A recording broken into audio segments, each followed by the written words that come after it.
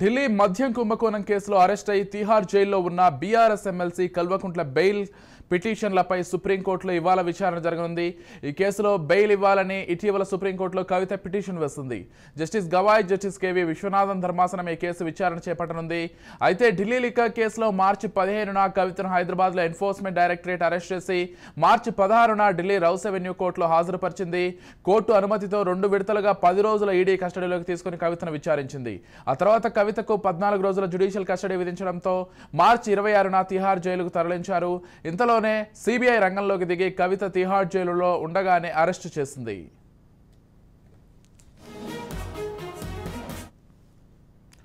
ED కేసులో తన కుమారుడికి పరీక్షలున్నాయని మధ్యంతర బెయిల్ ఇవ్వాలని కవిత న్యాయస్థానాన్ని ఆశ్రయించారు. అయితే కవిత సమాజాన్ని ప్రభావితం చేయగలిగే వ్యక్తి అని, ఆమెకు బెయిల్ ఇస్తే సాక్షులను ప్రభావితం చేసే అవకాశం ఉందని కోర్టులో ఈడీ వాదనలు వినిపించింది.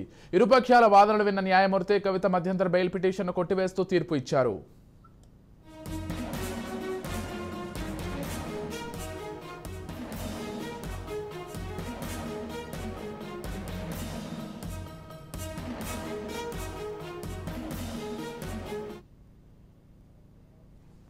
తనకు ఆరోగ్య సమస్యలున్నాయని, జైల్లో ఉంటే అవి మరింత పెరిగే ఇబ్బందికరంగా మారుతుందని, తనకు బెయిల్ మంజూరు చేయాలని పిటిషన్లో కవిత విజ్ఞప్తి చేశారు. అయితే కవిత అరెస్టు నాటి నుంచి బెయిల్ కోసం తీవ్రంగా శ్రమిస్తున్నారు. చాలాసార్లు బెయిల్ మంజూరు చేయాలంటూ ఢిల్లీ రౌస్ అవెన్యూ కోర్టులో కవిత తరపు న్యాయవాదులు పిటిషన్ వేయడం, అందుకు కోర్టు ధిక్కరించడం షరామామూలుగా మారింది. దీంతో గత కొద్ది రోజులుగా కవిత జైలు జీవితాన్ని గడుపుతూ వస్తున్నారు. మరోసారి కవిత తరపున కీలక లాయర్లు ఈ అంశాన్ని బెయిల్ పిటిషన్లో పొందుపరుస్తూ డిఫాల్ట్ బెయిల్ మంజూరు చేయాలని కోరారు. నిర్దేశిత 60 రోజుల గడువులో పూర్తిస్థాయి ఛార్జ్షీట్ను దాఖలు చేయడంలో సిబిఐ విఫలమైందంటూ కవిత తరఫు న్యాయవాదులు కోర్టులో పిటిషన్ వేశారు. పిటిషన్ను విచారించిన ఢిల్లీ కోర్టు మరోసారి వాయిదా వేసింది. దీంతో మరికొంతకాలం కవిత జైల్లోనే ఉండాల్సిన పరిస్థితి ఏర్పడింది. ఈ నేపథ్యంలో నేడు సుప్రీంకోర్టులో కవిత దాఖలు చేసిన పిటిషన్పై న్యాయస్థానం ఏ విధమైన తీర్పు ఇస్తుందనేది ఉత్కంఠగా మారింది. రైట్, ఇదే అంశానికి సంబంధించి మరింత సమాచారం మా ప్రతినిధి మహేందర్ అందిస్తారు. రైట్, చెప్పండి మహేందర్, మొత్తంగా కవిత బెయిల్ పిటిషన్కు సంబంధించి ఎటకేలకు అంటే విచారణ జరగబోతోంది సుప్రీంకోర్టులో. అంటే ఏ విధంగా చూడాలి ఈ కేసును? అసలు ప్రస్తుతం ఈ కేసుకు సంబంధించి ఎటువంటి అప్డేట్స్ ఉన్నాయి మహేందర్? కవిత లిక్కర్ స్కామ్ లో అరెస్ట్ అయింది. దాదాపు 10 నెలలుగా ఆమె జైల్లోనే ఉన్నారు. మార్చి 15న కవిత హైదరాబాద్ లో ఈడీ అరెస్ట్ చేసింది.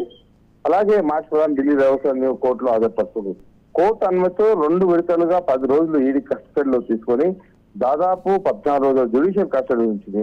మార్చి 26న తిహార్ జైలుకు కవితను తరలించారు. అలాగే సిబిఐ కూడా రంగంలో దిగింది. ఈ లిక్కర్ స్కామ్ అనేది చాలా పెద్ద కేసుగా ఒక రాష్ట్ర ముఖ్యమంత్రి అలాగే ఉప ముఖ్యమంత్రి జైల్లో ఉన్నారు. తెలంగాణలో 10 సంవత్సరాలు ఉప ముఖ్యమంత్రిగా పనిచేసిన కేసీఆర్ కుమార్తె కూడా ఈ కేసులో ఉండడం చాలా వరకు సంచలనంగా, దేశవ్యాప్తంగా సంచలనంగా మారింది. ఇప్పటికే కవిత పలుమార్లు అన్ని ప్రయత్నాలు చేసింది. కోర్టులో బెయిల్ వేయడం విషయం రకరకాల కారణాలు చెప్తూ, ఆరోగ్య కారణాలు, పిల్లలను చూసుకోవాలనే కారణాలు, రకరకాల కారణాలు చెప్తూనే ఉంది. మొదట అసలు తాను ఈ కేసులో నిందితురాలనే కాదు, తనకు సంబంధం లేదు, ప్రతిపక్షాల కుట్ర అని తెలంగాణ ప్రజలు నమ్మించే ప్రయత్నం చేశారు. కానీ తెలంగాణ ప్రజలు ఎవరు కూడా విశ్వసించలేరు. అందుకు తగ్గట్టు వీళ్ళకు అధికారం కట్టగడితే ఇలా స్కాములు తీసుకుంటూ వెళ్తారా అంటూ మొత్తంగా బీఆర్ఎస్ పార్టీకి పూర్తిగా ప్రతిపక్షం వైపు మొత్తం పోటీ పార్టీని ఓడగొట్టేశారు. ఆ కవిత ఎఫెక్ట్ మాత్రం ప్రభుత్వం మారడంలో ఉంది. అయితే ఇప్పుడు కవిత బెయిల్ విచారణ మరోసారి అయితే తెర మీదకి వచ్చింది.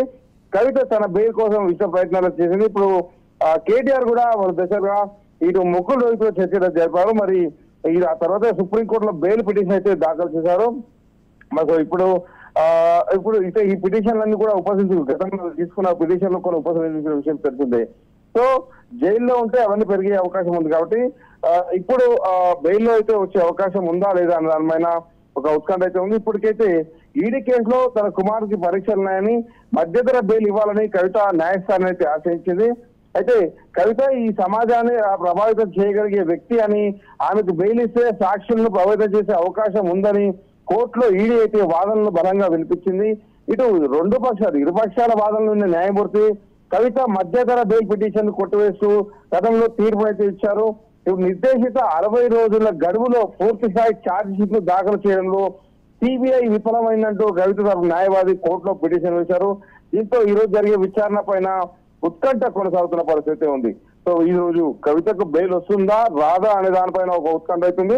మొన్ననే బెయిల్ వచ్చిందని దాదాపు గతంలో ఇది సిద్ధంసారి విచారణ చేపట్టినప్పుడే విచారణ చేపట్టినప్పుడే దాదాపు బెయిల్ వస్తుందని అందరూ భావించారు. కానీ కోర్టు ఇది రెండు దర్యాప్తు సంస్థలకు కూడా మీ చెప్పాల్సింది క్లియర్ గా ఇవ్వండి అనేటువంటి రెండు దర్యాప్తులు కూడా సమయం ఇచ్చిన అవకాశం ఉంది.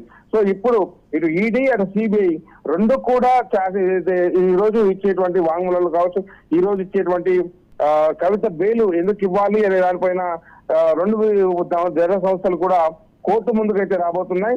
తమ పరిధిలో ఉన్నటువంటి వాదనలు కూడా వినిపించే అవకాశం ఉంది. సో రెండు వాదనలు కూడా విన్నట్టు సిబిఐ దర్యాప్తు సంస్థలు అటు కవిత తరపు న్యాయవాది ఈ రెండు దర్యాప్తు వాదనలు విన్న తర్వాత కవిత బెయిల్ వస్తుందా రాదా అనే దానిపైన అయితే ఒక ఉత్కంఠ అయితే నెలకొన్న పరిస్థితి ఉంది. మరి నేడైతే కవితకు ఖచ్చితంగా బెయిల్ వస్తుందంటూ ఇటు బీఆర్ఎస్ అంతా కూడా ఆనందం వ్యక్తం చేస్తారు. ఒకవైపు అలా ఆ సంబరాలు చేసుకుంటూ సిద్ధమవుతున్న పరిస్థితి. మరోవైపు దర్యాప్తు సంస్థలకు సుప్రీంకోర్టు అయితే ఒక అవకాశం ఇచ్చింది.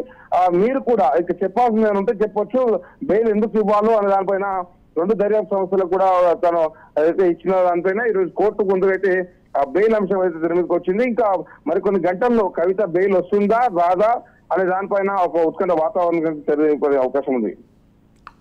Right, thank you Mahender Reddy.